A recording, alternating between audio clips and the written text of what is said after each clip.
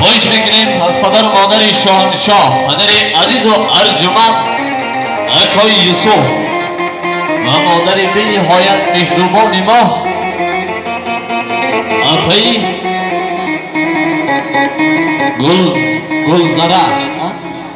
گلزره بیایم پدر و مادر. اگر پدر و مادری گل عروسک نازنین در اینجا باشند بیایم یک دعای نیک یک دعای خیر از طرف پدر و مادر نازنین بهر داماد و عروس نازنین. چون میگم دوستان عزیز مادر بیگذشت تو یک دیلاگاه نماند.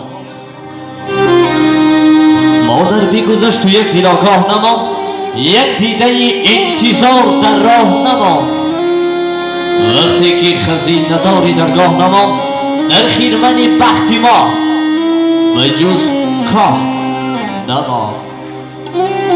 بیایم پدر مادر چون توی دامادی و عروسی در عمر انسان یک بار می آید و میگیم بری شاه ستون این خاندان البته پدران عزیز و ارجمند میگیم پدر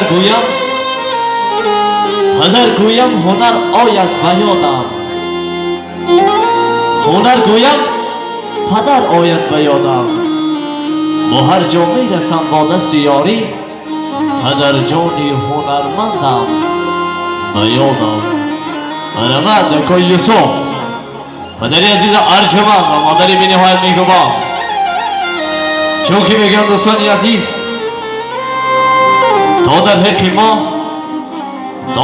ما دعای مادر نشود در زندگی روح ما منور نشود.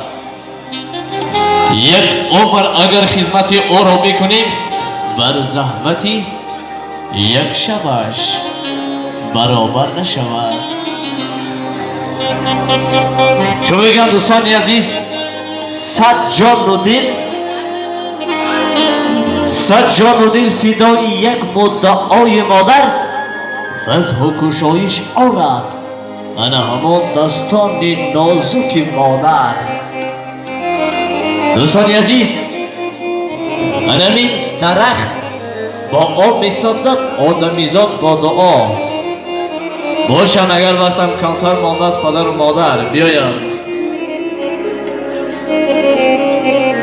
چون میگیم که ایا مادر دل و جانم فدایت هم میخواهم ببوسم خاکی پایت.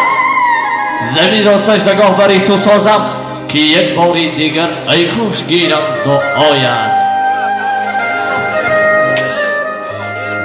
چون میگیم دوستان عزیز هر پدر را با هنر باش